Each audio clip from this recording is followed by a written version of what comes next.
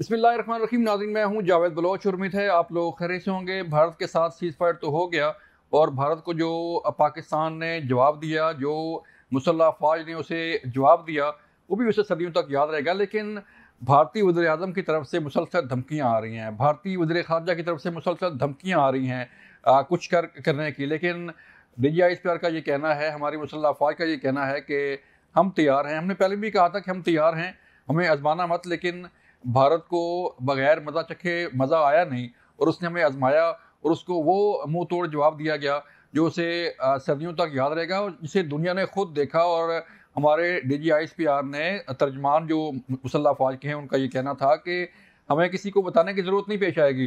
तो वाकई ऐसा हुआ कि हमें पाकिस्तान के जवाब को किसी को बताने की ज़रूरत पेश नहीं आई और दुनिया ने खुद देखा कि किस तरह भारत के अंदर जो है वो तबाही आ रही है और किस तरह उसके एयर बेस जो है वो तबाह हो रहे हैं, किस तरह उसके S-400 तबाह हो रहा है और किस तरह उसका पूरा सिस्टम, पूरा नेटवर्क जो है वो जैम हो गया है। ये था हमारा जवाब। लेकिन अब भी भारत को समझ नहीं आ रही और भारतीय वज़ीर आज़म बार बार धमकियाँ दे रहे हैं, लेकिन हम उसके लिए तैयार हैं। इस पर बात करेंगे। लेकिन इसके साथ साथ जब भारत जो है हमारी मुसल्लह अफ़वाज का सामना नहीं कर सका तो फिर उसने क्रॉस बॉर्डर टेररिज्म के ज़रिए जो है बलूचिस्तान में स्कूल बस को निशाना बनवाया। वो हमारे वज़ीर ख़ारजा जो है वो कहते हैं, हमारे वज़ीर दिफ़ा कहते हैं कि हमारे पास सबूत मौजूद हैं कि इसमें भारत मुलव्वस है और इसको काउंटर करने के लिए भी हमारी सिक्योरिटी फोर्सेस कार्रवाइयाँ कर रही हैं। लेकिन मासूम बच्चों को निशाना बनाना, इससे पहले भी आपको याद है कि जब उसने अटैक किया था भावलपुर पर, जब उसने अटैक किया मुजफ्फराबाद पर, जब उसने अटैक किया मुर्दके पर, तो उस वक़्त भी आम मासूम शहरियों को निशाना बनाया गया। हमारे मासूम शहरी शहीद हुए, हमारे मासूम बच्चे, ख़वातीन शहीद हुई और अब भी उसने स्कूल बस को निशाना बनाया जिसमें 3 तालिबात जो है जो स्कूल जा रही थीं वो शहीद हो गईं। और दुनिया में किसी भी जगह जो है ऐसे ऐसे वाक़यात को, ऐसी टेररिज्म को कहीं भी जो है वो एक्सेप्ट नहीं किया जाता और पूरी दुनिया इसकी मज़म्मत कर रही है। इस पे बात करेंगे। मैं आज जॉइन किया है मसूद खालिद साहब ने, आप साबिक़ सफ़ीर हैं, उनसे बात करेंगे। मसूद साहब, बहुत शुक्रिया हमें वक़्त देने का। और फिर हमारे साथ मौजूद होंगे air commando retired Khalid Chishti साहब, उनसे बात करेंगे। खालिद साहब, बहुत शुक्रिया वक्त देने का। मसूद साहब, मैं आपकी तरफ आऊँगा सर। ज़रा बताइएगा प्लीज़ कि जो सूरत हाल है, एक तरफ तो भारत को शिकस्त हुई और दुनिया ने देखा कि पाकिस्तान का कितना मौसर जवाब था और पाकिस्तान ने किस जिम्मेदारी के साथ जो है इस जंग को जीता है। लेकिन अब भी जो है वो बार बार धमकियाँ दी जा रही हैं भारतीय वज़ीर आज़म की तरफ से, भारतीय वज़ीर ख़ारजा की तरफ से।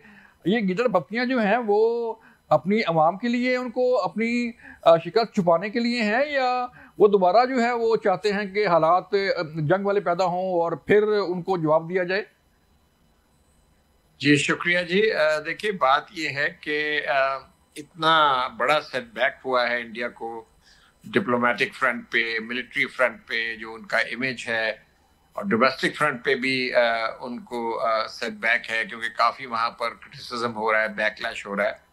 तो आप सही कह रहे हैं कि बेसिकली एक तो डोमेस्टिक फैक्टर है, क्योंकि प्रेशर बहुत ज़्यादा है, तो इस किस्म की है वो वॉर मॉन्गरिंग जो है, मेरा ख्याल है उनके पॉइंट ऑफ व्यू से किसी हद तक जस्टिफाइड है, उनके पॉइंट ऑफ व्यू से। लेकिन बात यह है कि इंडिया को मेरा ख्याल है अब सोचना पड़ेगा। देखिए, आया वो इस खित्ते में बदअमनी चाहते हैं, खून खराबा चाहते हैं, या अमन की तरफ बढ़ना चाहते हैं? हमने तो अपना जो मौक़िफ़ है बड़ा क्लियरली बता दिया है कि देखिए, हम तो इस खित्ते में, इस रीजन में अमन चाहते हैं, इस्तेहकाम चाहते हैं, लोगों की तरक्की चाहते हैं, गुर्बत का खात्मा चाहते हैं, और हम ये चाहते हैं कि इंडिया के साथ भी जो मसाइल हैं वो खुश असलूबी से बातचीत के जरिए तय किए जाए। और ये बड़ा सिविलाइज्ड एक तरीका है। इंटरनेशनल लॉ भी यही कहता है, इंटरस्टेट कॉन्डक्ट भी ये कहती है, यूनाइटेड नेशंस का चार्टर भी ये कहता है। लेकिन इसके बावजूद अगर इंडिया बज़िद है कि वो मजीद कोई ना कोई एडवेंचर करना चाहता है, जैसा कि धमकियां दी जा रही हैं, तो जाहिर बात है फिर वो हमें पहले से भी ज्यादा तैयार पाएगा। क्योंकि हमने क्लियरली बता दिया कि पहले भी उन्होंने मिसकैलकुलेट किया, मिसरीड किया पाकिस्तान के रिस्पांस को और पाकिस्तान की कैपेबिलिटी को। तो वो तो जवाब जो है बड़ा क्लियरली हमने दे दिया, और उसको इंटरनेशनल लेवल के ऊपर भी उसकी जो है यानी कि अप्रेजल जो है वो एक पॉजिटिव हुआ। इंडिया का नैरेटिव किसी ने नहीं खरीदा, वो कन्विंस नहीं कर सके कि कोई जो है पाकिस्तान इसमें मुलव्वस था। 1 घंटे के अंदर आप बगैर किसी सबूत के कैसे किसी मुल्क के ऊपर जो है ये इल्जाम कर सकते हैं कि ये आपने किया और उसके बाद आप उसके ऊपर चढ़ दौड़े। तो बहरहाल ये किसी तरीके से भी, और देखिए ना, अब अमेरिका जो कि उनके साथ पार्टनर है इंडिया के साथ इंडो पैसिफिक स्ट्रेटेजी में, की पार्टनर है इंडिया, अभी पार्टनरशिप खत्म नहीं हुई है, लेकिन प्रेसिडेंट ट्रंप ने भी ये रियलाइज किया कि इंडिया का जो आर्गुमेंट है या इंडिया का जो वर्जन है वो कन्विंसिंग नहीं है, और ये कि पाकिस्तान को इल्जाम देना जो है इसमें जायज नहीं है। तो उन्होंने भी एक बैलेंस इख्तियार किया अपनी पोजीशन में। अब वो एक किस्म की हाइफनेशन हो गई है इंडिया और पाकिस्तान की, जो कि इंडिया बिल्कुल नहीं चाहता था, क्योंकि इंडिया तो कहता है कि पाकिस्तान इररेलेवेंट है हमारे लिए। हालांकि साउथ एशिया कैसे इररेलेवेंट हो सकता है? पाकिस्तान साउथ एशिया का दूसरा बड़ा मुल्क है और अहम मुल्क है। तो जब आप साउथ एशिया की सिक्योरिटी की बात करते हैं तो पाकिस्तान को तो नहीं निकाल सकते, लेकिन वो एक चूंकि एरोगेंस है, एक तकब्बुर है। लेकिन मेरा अपना ख्याल ये है कि वहां पर जो सोच है उसमें तब्दीली की जरूरत है।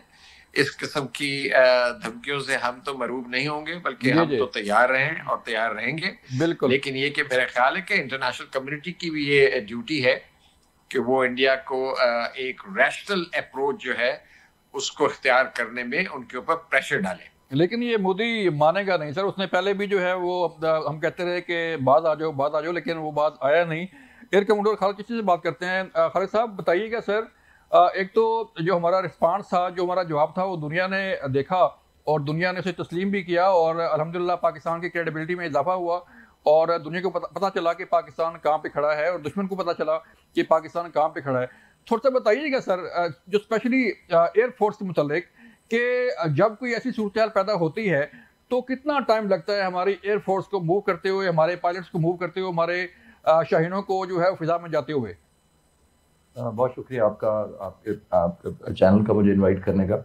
देखिए, पाक फिजाइया की जो कैपेसिटी है या किसी भी एयर पावर की, जी उसमें चंद एक इनिशिएटिव होते हैं। ये वाला जो डिप्लॉयमेंट हुई थी पहलगाम के फौरन बाद, मैं पाक फिजाइया से कंफर्म कर सकता हूँ, डाटा कर चुका हूँ कि 6 से 8 घंटे के दौरान पाक फिजाइया गिलगित बल्तिस्तान से लेकर साहिली समंदरों तक डीप इनसाइड डिप्लॉय कर गई थी पूरे एसेट्स के साथ।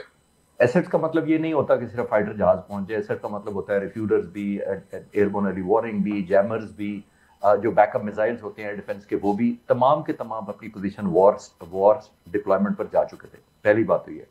और क्या करती है पाक फिजाइया, जो आपने कहा कि जी फाइटर पायलट कितना टाइम लेते हैं। देखिए, एयरफोर्स के पास 5 इनिशिएटिव, किसी भी एयर पावर के पास 5 इनिशिएटिव होते हैं, यानी जो स्ट्रेंथ होती है, जो एज कम्पेयर टू दूसरी सर्विस के साथ ज्यादा एडवांटेज होता है। एक होता है इनिशिएटिव, दैट मीन्स हम बड़े क्विक रिस्पॉन्स पे किसी चीज को इनिशिएट कर सकते हैं, चंद मिनटों की वार्निंग के अंदर पायलट्स टेक ऑफ कर सकते हैं।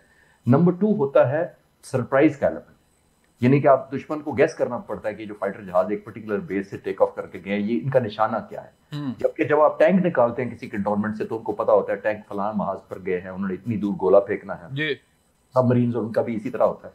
फाइटर जहाज की डेस्टिनेशन के लिए वो सरप्राइज कंप्लीटली होता है। तीसरा इंपॉर्टेंट चीज होता है shock effect, that means shock लोगों को पलता है कि ये यहां भी पहुंच गए। और चौथा होता है एक एलिमेंट ऑफ सरप्राइज, बहुत बड़ा सरप्राइज दे सकते हैं आप दुश्मन को, किसी तरफ डाइवर्ट करें। और पांचवा और मोस्ट इंपॉर्टेंट फैक्टर होता है किसी जंग के लिए एनवायरनमेंट क्रिएट करती है एयर पावर या कोई भी मुल्क की एयरफोर्स। आपने देखा अमेरिका ने जितनी जंगें लड़ी हैं, एयर पावर इस हद तक इनहेलेट कर देती है अपनी उस ऑपोनेंट को, जो भी हो, गलत या सही वो इस वक्त नहीं मैं डिस्कस कर रहा, वो इतना ज्यादा इनहेलेट कर देती है कि उसमें कैपेसिटी नहीं रहती। आपने क्या किया, पाक फिजाइया ने 7 तारीख को हमने मैसेज दिया, जितने जहाज हमने 6+1 मार गिराए, मैसेज उस वक्त तक डिटरेंस का था। आपने नोट किया होगा कि पाक फिजाइया को ने कहा कि हम 5 और मार सकते थे, और क्यों नहीं मारे? क्योंकि हम जंग लड़ने के मोड में नहीं थे, हम जंग डिनाई करने के मोड में थे, हम जंग अवॉइड करना चाहते थे, जिसकी वजह से पाक फिजाइया ने एडिशनल जहाज नहीं मारे। एक और टॉप ऑफ दैट देखिए, लेकिन 10 तारीख को सुबह ऐसा नहीं था कि हम जंग को रोकने के चक्कर में नहीं थे, हम जंग को डिटरेंस करने का फेल हो चुका था। हिंदुस्तान ने जब हमारे अंदर ड्रोन मारे, 3 दिन लगे रहे, उसके बाद उन्होंने हमारे 6 एयर बेसिस पर हमला किया, हमारा नुकसान हुआ, हमारी शहादतें हुई। हमें अब समझ आ चुकी थी, कंक्लूजन, मैंने एयर हेडक्वार्टर से हमारी ऑपरेशन में बात भी हुई थी बाद में, उसी ऑपरेशन के फौरन बाद उन्होंने कहा कि अब हमारा रिजॉल्व ये है कि ये जंग डिटरेंस से नहीं टलेगी, मुसल्लत हो चुकी है, इसको अब हमें war strategy full fledge apply करनी पड़ेगी। इसी वजह से मैं पहले भी, अगर मुझे नहीं याद, आपके चैनल में पहले अर्ज किया हो जब मैंने कैलकुलेट किया था अगले दिन मुझे टनेज मिली थी, तो हमने 17 दिन की 1965 की जंग से ज्यादा टनेज वेपन्स की फेंकी थी उन 5 घंटों में। अच्छा, एग्जैक्टली मैंने कंफर्म किया हेडक्वार्टर से, जब मैंने कैलकुलेट किया तो उन्होंने कहा कि ठीक है, आपकी ये टनेज हमारी 65 की पूरा 17 दिन से ज्यादा टनेज हमने फेंकी है, मिसाइलों से, ड्रोन से, जहाजों से। और उस दिन मकसद क्या था? उस दिन मकसद वॉर टर्मिनेशन स्ट्रैटेजी थी। उसमें 2 ही ऑप्शन हो सकती थी, या ये टर्मिनेट हो जाती जंग या एस्केलेट हो जाती पूरी। तो पाक फिजाइया और मुसल्लह फौज दोनों ऑप्शन के लिए तैयार थे, लेकिन वो पनिशमेंट इतनी ज्यादा थी। हिंदुस्तान ने, आपको याद होगा जब हमारे भावलपुर और मासूम बच्चों को शहीद किया, मस्जिदों को शहीद किया, पहले दिन वो समझते थे। अब आपने उनके फॉरेन मिनिस्टर का बयान सुना होगा कि हमने पाकिस्तान को कहा था कि हम सिलेक्टिव करेंगे और सो कॉल्ड एंजली दहशतगर्दों के ठिकानों पर मारेंगे। वो चाहते थे कि पाकिस्तान ये समझ ले कि ये न्यू नॉर्मल होगा, जब भी हमें एतराज हुआ करेगा हम उन साइट्स पर मार दिया करेंगे। पाकिस्तान ने जो 10 तारीख को सुबह किया, तो हमने कहा वो आपका न्यू नॉर्मल था, हमारा ये न्यू नॉर्मल होगा अगर आप हमारी सिविलियन पॉपुलेशन, इनोसेंट लोगों को मार। और आपने देखा कि चंद घंटों में हिंदुस्तान भागा गया अमरीकी सदर के पास, कहा कि जान मार जी, चंद घंटों में भागा। खालिद साहब, मुझे यहाँ पे एक ब्रेक कहा जा रहा है, और जब ब्रेक से वापस आएंगे फिर बात करेंगे कि इस जंग में हमने क्या पाया, दुनिया इसको कैसे देख रही है और पाकिस्तान कहाँ पे खड़ा है। ब्रेक के बाद वेलकम बैक नाज़रीन। मसूद खालिद साहब, सर आप बताइएगा कि अब जो जैसे मैंने पहले जिक्र किया, आपने बताया कि जो धमकियाँ आ रही हैं भारत से, तो उनके जो आका अमेरिका के प्रेसिडेंट डोनाल्ड ट्रंप साहब की तरफ जो भागे थे सीज फायर के लिए, और अब वो इस सारे मामले में आ चुके हैं, तो अमेरिका जो है वो आप समझते हैं कि अब अपना असर रसूख इस्तेमाल करेगा इंडिया पर भी, कि उसे कहे कि इंसान का बच्चा बने और जो है वो टेबल टॉक करे? देखिए, अमेरिका बिल्कुल इन्फोर्स कर सकता है। अब उनको, जिसको अंग्रेजी में कहते हैं कि United States has to walk the talk. अब वो देखना ये है कि वो इसमें कितना इंटरेस्ट लेते हैं, क्योंकि इंडिया का तो इस वक्त एक जो स्टैंड है वो हमें वेल नोन है कि जी हम तो बायलैटरली बात करेंगे, और हम वो तो ट्रम्प साहब की मीडिया भी एक्नॉलेज नहीं कर रहे, बल्कि इन द प्रोसेस उन्होंने अमेरिकन एडमिनिस्ट्रेशन को भी नाराज कर दिया है, क्योंकि जिनके साथ इत्तेहादी हैं वो उन्हीं को उन्होंने क्रिटिसाइज किया, और उन्होंने कहा जी बिल्कुल अमेरिका का कोई इससे ताल्लुक नहीं था। तो वो मतलब इस वक्त जो है बिल्कुल एक वॉर फ्रेंजी मूड में है और एक जिग्विस्टिक मूड में है। अनफॉर्चुनेट है ये बड़ा इस खित्ते के लिए। जहां तक पाकिस्तान का ताल्लुक है, पाकिस्तान तो जैसे मैंने कहा कि हम अमन इससे काम चाहते हैं और बातचीत के जरिए मसले को आगे यानी कि सुलझाना चाहते हैं, और सीज फायर सस्टेन करनी चाहिए। DGMOs की जो ब्रीफिंग हो रही है या जो उनसे अपडेट मिल रहा है वो हौसला अफजा है कि सीज फायर जो एक दोनों साइड जो है वो इन कॉन्टेक्ट है और सीज फायर जो है वो सस्टेन हो रही है। तो अब देखना यह है कि कोई और मजीद शरारत तो नहीं करेंगे। जहां तक पाकिस्तान की स्टैंडिंग का ताल्लुक है, क्रेडिबिलिटी का ताल्लुक है, जाहिर बात है ये एक डिप्लोमेटिक गेन था हमारे लिए, इसलिए कि इंडिया की जो वर्जन थी, इंडिया का जो नैरेटिव था, वो किसी ने भी बाय नहीं किया। सो मच सो के मगरबी अक़वाम जो हैं, मगरबी ममालिक जो हैं, वो बड़ी यानी कि आंखें बंद करके जो है ना इंडिया की हिमायत करते हैं मुख्तलिफ इश्यूज के ऊपर। इस दफा वो हमें देखने में नहीं आए। साउथ एशिया के जो बाकी ममालिक हैं वो नहीं बोले, बल्कि सारे जो बोले उन्होंने यही कहा कि आप डी एस्केलेशन की तरफ जाएं, सीज फायर करें और अपनी चीजों को बातचीत के जरिए हल करें। उसमें चीन ने अपना किरदार अदा किया, ईरान ने किया, सऊदी अरब ने किया, रूस ने कहा। तो ये इसीलिए मैं कह रहा हूँ कि इंटरनेशनल कम्युनिटी के ऊपर अब लाजिम है कि वो इंडिया के ऊपर प्रेशर डालें कि आप बातचीत मोड में आए, पाकिस्तान के साथ बैठें। और हमारे मसले जो है वो बड़े कॉम्प्लेक्स हैं, वो आसान नहीं है। कश्मीर का मसला अपनी जगह पर है, टेररिज्म का इशू है जो हम बातचीत पे करने के लिए तैयार हैं। उसके अलावा इंडस वाटर ट्रीटी का उन्होंने आज ये धमकी दी है मोदी साहब ने कि हम एक कतरा भी अपने दरियाओं का पाकिस्तान को नहीं देंगे, इस किस्म की शायद बात की उन्होंने। तो ये तो रवैया इस तरह तो नहीं चलेगा। इसका मतलब है कि जो हमारी खलीज है दोनों ममालिक की, वो बढ़ती चली जाएगी। ये सारे जो है इंटरेक्शन, करतारपुर का जो इंटरेक्शन था, सिखों के ऊपर पाबंदी लगी रहेगी, वो नहीं आ पाएंगे।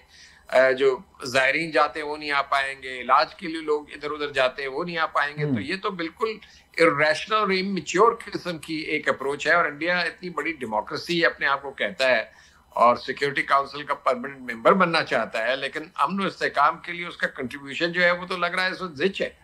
तो ये तो बात इस तरह चलेगी नहीं। और जहां तक पाकिस्तान का ताल्लुक है, पाकिस्तान की स्टैंडिंग बिल्कुल पाकिस्तान ने गेन किया है इसमें, इस सारी क्राइसिस में। पाकिस्तान की अफवाज ने, पाकिस्तान की फ़ज़ाइया ने अपना लोहा मनवाया है।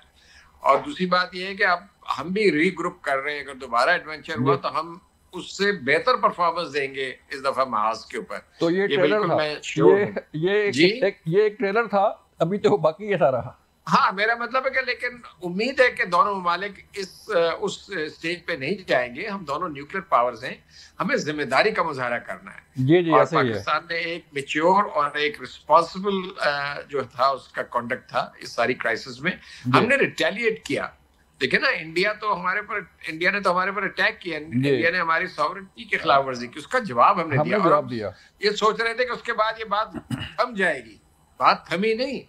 वो उन्होंने आके बाद में हमारे एयरबेसिस को, और सिविलियंस इतने शहीद हुए, बच्चे शहीद हुए। कल ये वाकया हुआ अनफॉर्चुनेट, इसकी भी जो कड़ियां हैं वो हमारे इदारे कह रहे हैं कि इंडिया से मिल रही है। तो कहने का मतलब है कि तो बड़ी it's a very sad state of affairs.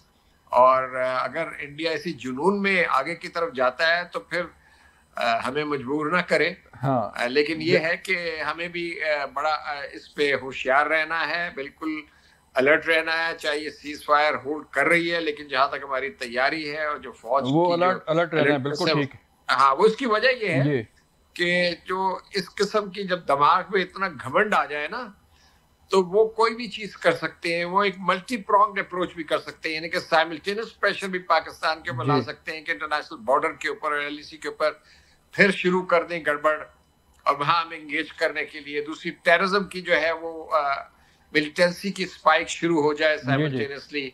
दूसरी तरफ, तीसरी तरफ पानी जो है हमारा बंद हो जाए, फिर वो सिक्योरिटी काउंसिल में हमारी तरफ पहुंच जाए और कहें कि जी फलाने तो आप ये पाकिस्तान को जो है डिक्लेयर करें टेररिस्ट स्टेट। उसके लिए तो सर हम तैयार ही हैं ना, उसके लिए तो हम तैयार ही हैं। हम तो मेरा मतलब हमें तैयार रहना चाहिए, तैयार रहना चाहिए, बिल्कुल बिल्कुल, क्योंकि दुश्मन को कभी कमजोर नहीं समझना चाहिए। बड़ी पुरानी चाइनीज प्रोवर्ब है। जी ऐसे ही है।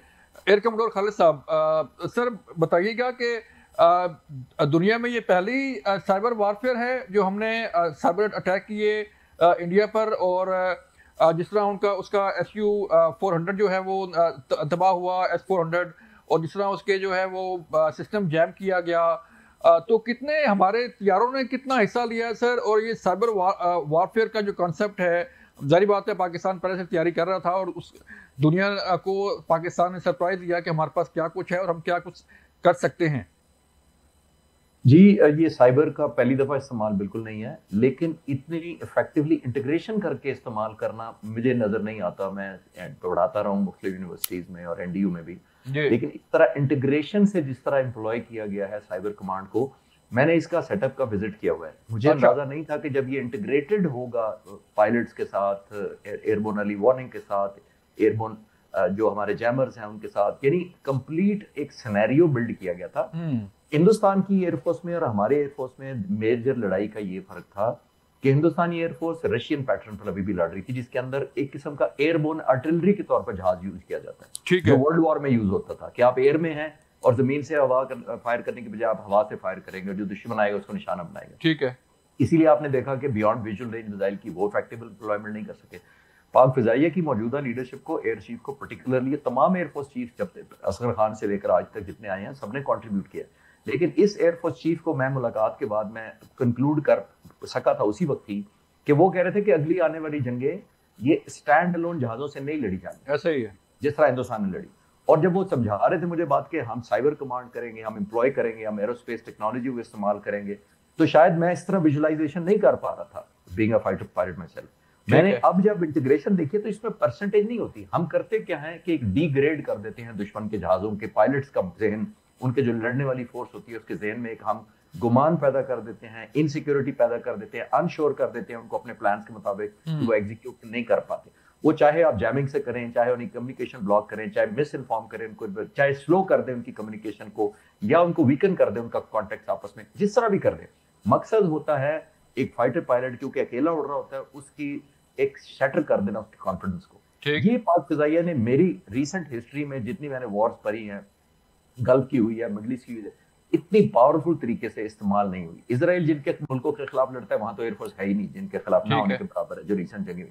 तो ये इससे ज्यादा इफेक्टिव एम्प्लॉयमेंट, इंटीग्रेटेड नेटवर्किंग मेरी नजर में नहीं आती रिसेंट हिस्ट्री में कोई आपकी जितनी पाक फिजाइया ने इस तरह इस्तेमाल किया। बिल्कुल ठीक है। एयर कमांडर खालिद चिश्ती आपका शुक्रिया, मसूद खालिद साहब आपका शुक्रिया। हमें देनी यहाँ पे ब्रेक, मिलते हैं ब्रेक के बाद।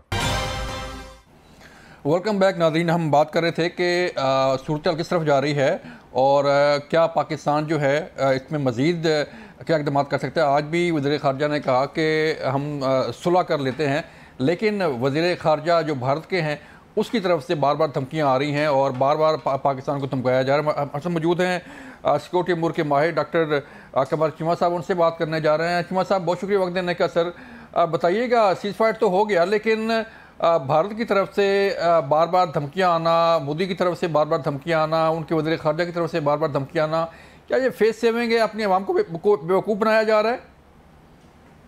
देखिए, पहली बात तो यह है कि पाकिस्तान के वज़ीर ख़ारजा ये क्यों कह रहे हैं कि हम सुलह कर लेते हैं। आपको 10 साल 11 साल नरेंद्र मोदी के दौरे इक़्तिदार में पता नहीं चल रहा उनकी क्या सोच है? वो क्या कर रहे हैं आपके साथ? वो 2016 में उन्होंने हमला किया, 2019 में किया, 2025 में उन्होंने आपके 9 शहरों पे हमले किए हैं, एयर बेसिस पे हमले हुए हैं। हमने जवाबन पूरा जवाब दे के उनको मजबूर किया सीज फायर पे, और आप कहते हैं हम सुलह कर लेते हैं। ठीक है, अगर हम भी इंटरनेशनल ऑडियंस को बता रहे हैं कि हम सुलह करना चाहते हैं, लेकिन इंडिया नहीं करना चाहता, हम कब समझेंगे नरेंद्र मोदी की फॉरेन पॉलिसी को? भाई, उसकी पाकिस्तान की फॉरेन पॉलिसी जो है वो लिंक है उसकी डोमेस्टिक पॉलिटिक्स से। तो कभी भारत और पाकिस्तान के मामला ठीक नहीं होंगे, ये अगले 4 साल तो कम से कम ठीक नहीं होंगे। और अगर नरेंद्र मोदी 2019 में 29 में फिर जीत गया तो 2034 तक नहीं होंगे। वो लेगेसी छोड़ना चाहता है, दुश्मनी की लेगेसी पाकिस्तान की छोड़ना चाहता है, नफरत की लेगेसी छोड़ना चाहता है। ये हमारे लोगों को शायद ये जितनी भी 2-3 पिछली हुकूमतें गुजरी हैं, इंक्लूडिंग दिस हुकूमत, मैं समझता हूं कि अंडरस्टैंड करें उनको रियलाइज करें कि वो किस अंदाज से सोच रहे हैं। अगर हम अभी भी नहीं सोच पा रहे और हम रियलाइज नहीं कर सकते तो फिर मेहरबानी है हमारे लोगों की, जो मर्जी बोलते रहें, लेकिन आपके शहरों में हमले हों इसी महीने और आप इसी महीने कहें कि हम बात करना चाहते हैं, बात अब नहीं हो सकती। जी हाँ, जिस तरह वाकई आपकी बात ठीक है कमर चीमा, कि जिस तरह जो है वो स्कूल के बच्चों को निशाना बनाया गया, जिस तरह स्कूल बस को निशाना बनाया गया, उससे तो सुलह की बात नहीं बनती। लेकिन हम तो पैगाम ये दे रहे हैं दुनिया को कि हम अमन चाहते हैं, पाकिस्तान जो है अमन चाहता है, जंग नहीं चाहता। लेकिन हमने ये भी साबित किया ना चीमा साहब कि जब उसने जारियत की तो फिर जवाब वो आया जो तक याद रहेगा। देखें, कल तो आपने कहा है कि जो प्रॉक्सीज हैं भारत की फितना और हिंदुस्तान है, और आज आप कह रहे हैं कि हमने बात करनी है। थोड़ा हौसला करें, सब्र करें। सारा पाकिस्तान डायलॉग करना चाहता है, बात करना चाहता है, लेकिन हर चीज का कोई वक्त होता है। देखें, हम भी भारत से बात करना चाहते हैं। हमारी देखें, जिस तरह नरेंद्र मोदी ने हालात खराब किए दुनिया ने देखा है, लेकिन अपने अभी तो हमारे जख्मियों की मरहम पट्टी होने वाली है, अभी तो वो ठीक नहीं हो और हम ये बातें कर रहे हैं। मैं समझता हूं कि नरेंद्र मोदी, आज आपने सुनी है स्पीच नरेंद्र मोदी की, वो क्या जो बातें कर रहे हैं पाकिस्तान के खिलाफ, समझता हूं कि ये भारत बदल चुका है। ये भारत पाकिस्तान नहीं, बांग्लादेश को भी बुली करता है। ये भारत जो है मालदीव्स को भी बुली करता रहा है, श्रीलंका को करता रहा है, नेपाल को भी करता रहा है। सो इस चीज से हमें थोड़ा सा प्लीज बाहर निकल जाना चाहिए।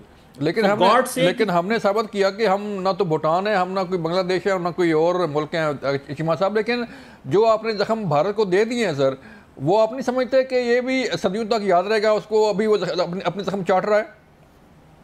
देखें, हमने जिस अंदाज के साथ उनके 6 जहाज गिराए हैं, आप क्या समझते हैं उनकी एयरफोर्स को समझ नहीं आ रही? अभी तो वो सोच रहे हैं कि हम आके फौरन जो है वो लेने चाहिए, 5th जनरेशन फाइटर जेट लेना चाहते हैं वो, बिकॉज वो समझ रहे हैं कि हमने तो राफेल लिए थे पाकिस्तान का मुकाबला करने के लिए, वो भी नाकाम हो गए। सो ये देखें, पाकिस्तान ने बहुत जबरदस्त अल्हम्दुलिल्लाह जबरदस्त परफॉर्म किया है रिसेंटली। जबरदस्त पाकिस्तान की लीडरशिप ने परफॉर्म किया है। पाकिस्तान की मिलिट्री लीडरशिप, पॉलिटिकल लीडरशिप मजबूत रही है, अच्छे फैसले किए हैं। हमने जो बैटल ग्राउंड में जो इंसेंटिव्स जीते हैं, लिए हैं बलोच साहब, वो हमें डिप्लोमेटिकली एंड पॉलिटिकली नहीं हारने चाहिए। पाकिस्तान की लीडरशिप हमेशा डायलॉग की बात करती है, जो बहुत अच्छी बात है, लेकिन वक्त की भी जरूरत होती है। इस वक्त वो बिफरे हुए हैं। अमेरिका को भी वो कहते हैं कि आपने सीज फायर नहीं करवाया, इतनी इंसल्ट हुई है उनकी। यानी कि जिस अमेरिका ने सीज फायर करवाया बलोच साहब, उसको भी वो नहीं मानते, उनकी इतनी इंसल्ट हो चुकी है। सो अभी बात नहीं होगी, अभी देखें वक्त लगेगा। और मैं समझता हूं कि दुनिया को ये हमें बताते रहना चाहिए कि ये एग्रेसर है, ये बुल्ली है और ये इस खित्ते में अमन के दुश्मन है। और हम अमन चाहते हैं। दुनिया हमारी इज्जत करती है कि हम हमेशा अमन वाली साइड पे नजर आते हैं। बरतानिया, अमेरिका, सऊदी अरब ने जब भी पाकिस्तान से राब्ता किया है तो हमारे वजीर खारजा ने कहा हम डीएस्केलेट करना चाहते हैं। हमने कभी नहीं कहा कि हमने लड़ाइयां लड़नी है, हम जंगें। हमने अपना दिफा रखा हुआ है ताकि इस खित्ते में अमन रहे। बलोच साहब, ये दिफा जो रखा हुआ है और उसको हमने साबित किया। हमने अपने F1 F2 फतेह मिसाइल मार के अमन लेके आए हम। वो जो मिसाइल हम भारत में 6 घंटे मारे थे उससे अमन आया। ये भारत को इस चीज का पता है। वो हमने, अगर वो कहते हैं ना, if you want piece be prepared for war, तो हम अमन चाहते हैं लेकिन हम जंग के लिए भी तैयार हैं। ये जिस जुबान में उनको समझ आती है वो पाकिस्तान ने जुबान उनको दिखा दी है और अल्हम्दुलिल्लाह आइंदा भी दिखाते रहेंगे। बिल्कुल ठीक है कमर शीमा साहब, लेकिन जैसे हमने जवाब दिया, पूरी दुनिया ने देखा, जैसे DGISPR ने कहा था कि हमारा जवाब जो है उसको बताने की ज़रूरत पेश नहीं आएगी, हमने ये जवाब दे दिया है। तो जिस तरह का जवाब हमने दिया है शीमा साहब, हमने 6 जहाज़ गिरा दिए, उसका जो S-400 है वो तबाह हो गया, जो उसके हमने साइबर अटैक किए, तो इससे आप क्या समझते हैं कि दुनिया में पाकिस्तान का जो इमेज बिल्ड हुआ है, जो क्रेडिबिलिटी में इजाफा हुआ है, आप देख रहे हैं आगे कि पाकिस्तान को एक बदलता हुआ पाकिस्तान, एक नया पाकिस्तान जो दुनिया के सामने खड़ा हुआ है? देखें जी, आज दुनिया की मिलिट्री हिस्ट्री में पाकिस्तान की ये जो मिलिट्री स्ट्रैटेजी थी और पाकिस्तान की एयरफोर्स जो है, इसके ये जो पाकिस्तान ने सबक सिखाए हैं इनको, ये जो कॉम्बैट किया है, इसको दुनिया में बताया जाएगा। और पाकिस्तान और चाइना का मुकाम दुनिया में बढ़ा, दुनिया ने हमारी रिस्पेक्ट की है। और हम भी समझते हैं कि हमने, हमारे फौजियों ने, हमारी एयरफोर्स ने, हमारी नेवी ने, हमारी अवाम ने ये साबित किया है कि हम एक साबित कदम कौम है। ना हम घबराने वाले हैं, ना डरने वाले हैं।